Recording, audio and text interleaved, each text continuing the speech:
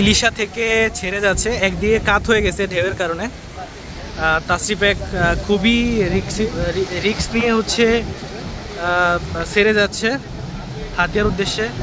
প্রায় একদিকে কাত হয়ে গেছে তাসরিফ এক, খুবই খারাপ অবস্থা দেখা যাচ্ছে, একদম একদিকে কাত হয়ে গেছে।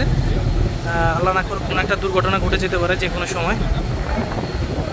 ওই যে দেখা যাচ্ছে তাসরিফ একের আলনির দিকে তাকালে বোঝা যায় অবস্থা খুবই খারাপ।